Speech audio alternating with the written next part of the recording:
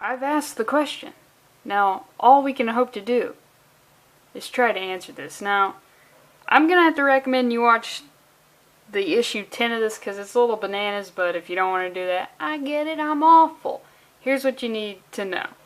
The X-Men and Dazzler's bloated, not corpse, have been transported to Mojo's world, and they're playing his sick TV games, and they're fighting each other.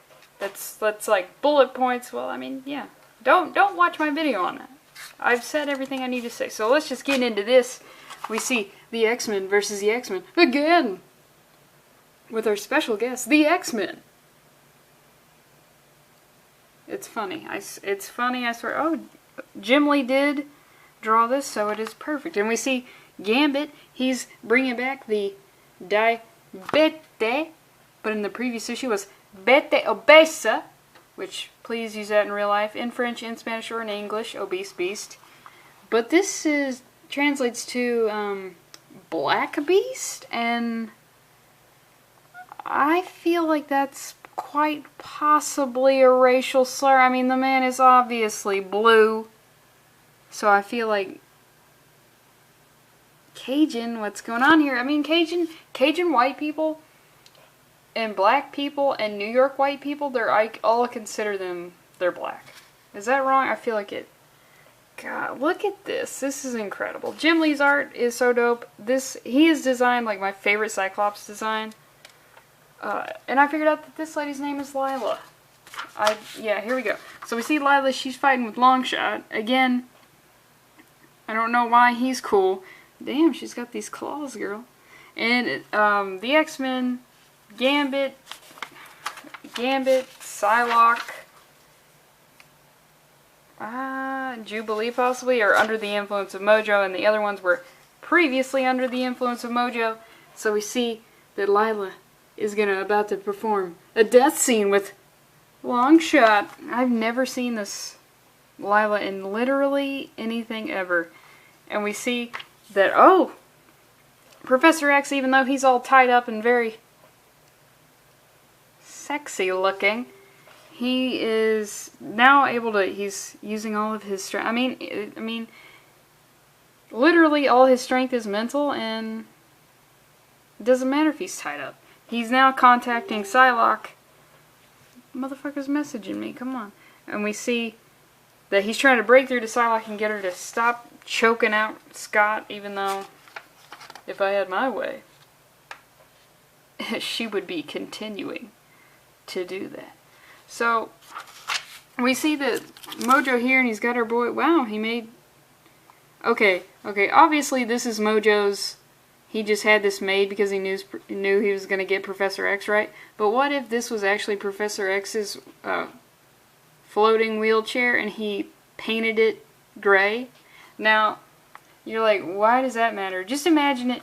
You've been kidnapped, basically, and then you have this, like, really really clean, really identifiable leg accessory, and this guy comes along and he says, no, fuck you, I'm painting it a drab color. It's mentally demoralizing. And that's what you have to do to Professor X. I mean, you can't cut off his legs. That's not going to do a damn thing for you. So, Mojo is orchestrating this whole thing. He's like, author. Oh, wait, I'm the author. And Earth's merriest mutants are reciting every line as I've scripted. And he's got this guy, I can't remember his name. Perhaps you could perform a lobotomy on yourself, sire. I'll fetch the butter knife. Which, yeah, I wish I was in this comic. I wish it was. So we see he's like taunting Chuck a little bit here. And he's just giving him shit about how he's turned the X-Men against one another. And they're like his children. And we see Dazzler, who, I don't know if I like this look better than her initial look. Because the initial look is disco as fuck. And I can't even... wow, I'm at peak white girl right now with me saying I can't even. So this is Mojo 2, the sequel. That is his full name. And he and Dazzler are sort of working on stuff behind the scenes. And is this a tattoo? Or is she just, like, making sure... What is this? Her war paint? What is this? I don't understand. I don't get it. But she's doing some stuff behind the scenes while the X-Men are fighting each other. Okay, now we get into this. So after Professor X has got broken into Mojo's, mind control of Psylocke, he starts getting into Scott's head, and he makes him do an optic blast full power, and it hits where Mojo is, which I didn't even realize he was this close to the action. I mean, I felt like he was far away, but obviously Mojo is a man of action. He's not going to be... You think Mojo's going to be up in the cheap seats? I think the fuck not. Also, this is his planet. This is his show. He can do whatever he wants, and he's so unsettling. Ooh, isn't this exciting? The action's so lifelike. You can almost feel the heat. But luckily for him, the control booth is lined with Mojonium. Trademark. Don't even try to say that. I just got copyright striked. And after I read this, I was like, is Mojo still a thing? And it's so funny. It's like this cosmic serendipity. My friend, he sent me screenshots of an Uncanny Avengers where he's in it, and it's this weirdo, like, teen drama of the X-Men versus the Avengers. Is a trip. And we see that now Psylocke, she's... Wait, is this... Why does she have wings? Is this Lila? What the hell? What? I don't understand. This is obviously Psylocke. I don't know why she has wings unless I really don't know anything about Psylocke. So he hits Rogue with the optic blast and he breaks off all of her armor that she should be wearing at all times. So I'm going to be real. She needs that.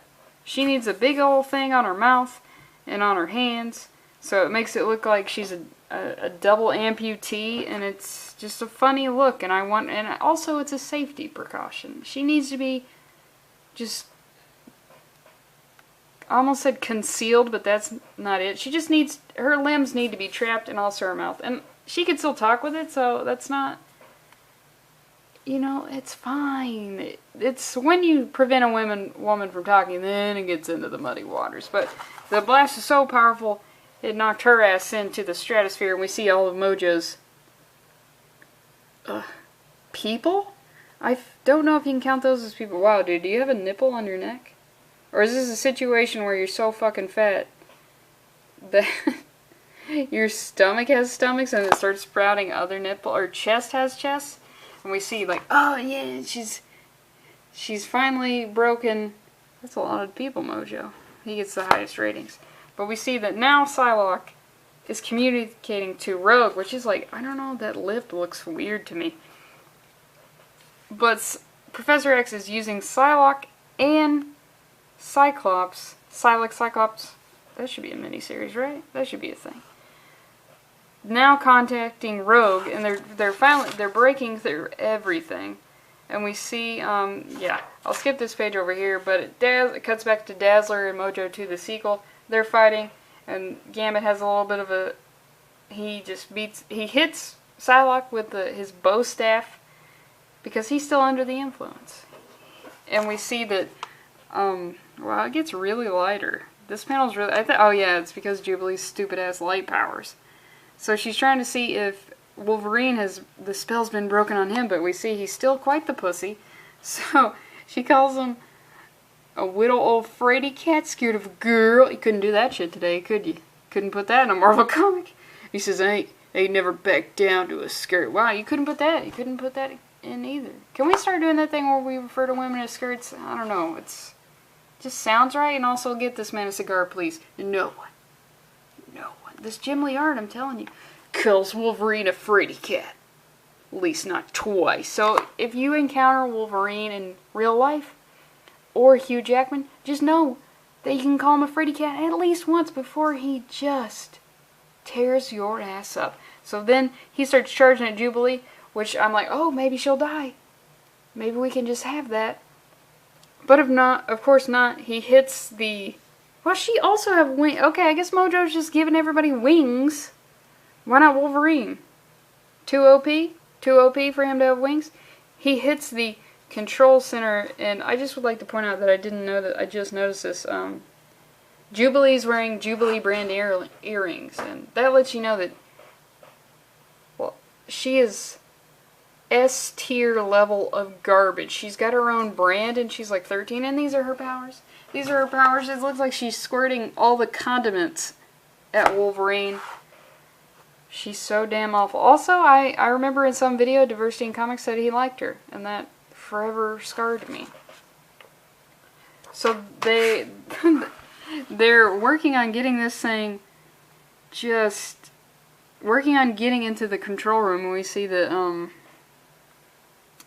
is that, what is this? What is that supposed to be? Jubilee, or is this supposed to be Lila? I don't know. But we see this. I love this panel. We'll do lunch sooner than you think. Like, Mojo's just like he basically talks like an agent or something. But I just love this. Just imagine Wolverine's real, and there's literally just like some plexiglass separating the two of you. Good God. And now they've broken in. They finally break in, and we see that these are long shots guys, who are also in the prison with all of the potato fat asses. And they're just sort of waiting like, oh, is Mojo fallen? I'm just saying, how can they not get this guy? He's like Fat Bastard before Fat Bastard. And what are all these sores? What are all these? Are these just potato chips or dried sauces? He seems like a guy who would have dried sauces all over him. And then, okay, I'll skip this over here. But they finally break in. Mojo Dazzler and Mojo too, they break in on Mojo, and he's like, hey, you guys are fucking nothing. And then everybody starts breaking in. We've got Longshot, we got Cyclops. I just love that Cyclops design. 90s comics are this blue, and then that pink, straight up. Cancel Mojo, all these TV words. Police. Give a fella a chance to clear out his desk, huh? He doesn't even have a desk. He just has like, what does he have? Just like a saucer, or like one of those 90s fitness trampolines that he had like 4 of them grouped together and they just became his support system. I'll skip this long shot, basically he goes ham, and then they won. Long shot. I mean, I feel like the X-Men, I didn't really show it, but the X-Men, they were doing the hard work. So, he's like, if I finally won and Mojo is finished, why do I feel so empty? So lost. Dude! At least celebrate the night. What the hell? Dazzler and Longshot are reunited, and then Chuck says something really awkward. I'm going to tell you why it's awkward. Just in time, it would seem. For what greater gift could 2 parents give to the unborn child I sense within? Oh, you know what? You just made it weird for when she gets the abortion, because they're both muties and they know the right thing to do is to get an abortion. And now everyone's going to know, because 9 months from now, she's not going to be having a kid walking around and they're going to be like, ooh, do we bring it up? Do we talk about it? Do we talk about it? Or it seems weird if we don't, but it also seems weird if we do. And then they relinquish control of the planet to Mojo too, because when it comes to ruling a planet, you just go by names. Whoever has the name that is similar to the last guy, he gets it. Plus, his surname is the sequel. You have to give him control of the planet. So they decide we're going to start celebrating. We get Jubilee, just stupid. Maybe it's an age thing, but I don't get it. Reigning's being power on this world, and we just gave whoever is in charge higher numbers than the last episode of Cos. Oh, Jubilee. You don't even know. You don't eat shit, girl. I hate to break it to you, but you were also raped by Bill Cosby. Just gonna give you some time to think on that. So if we won, what, I feel like we're still being rubed? No, why do I still feel like we're rubes? Ugh, awful. She's so awful. And we get this awesome splash page. And I swear to God, it's like those old 90s cartoons where at the end all of them come out and they're like, hey, we said a lot of stuff about this, but it's actually pretty serious. So we see the child has a point thing. Who you calling child? And look at that, Jubilee brand earrings, Jubilee brand t-shirt, Jubilee brand awful. What is that bandage doing? What is that doing? How do we know we're still not being manipulated? And then we see Cyclops. He's hitting him with that leadership. We don't. Here in the real world. There are no guarantees in life, people. Oh my God. Cyclops. This whole fucking time I thought were guarantees in life. And you hit, oh man, I gotta sit down and think about that. So we see the Beast. Also, I'd like to point out, Gambit is smoking a cigarette. Very cool. Wolverine is smoking. Just everyone needs to be smoking right now, because that just ups the cool factor intensity. Beast, he's back to his... I mean, he was still intelligent. He just sounded like Scooby-Doo, which apparently is the worst thing you could do to a man that looks like this, I guess. There comes a time between life and death when all men stop to catch their breath. We ask the stars why. We question our lot. The heavens open wide and reply, why not? Yeats? Nope. Beast. And then I just realized that Beast would totally be a guy on Facebook who puts a quote and then just says dash me. Beast is r/I am very smart.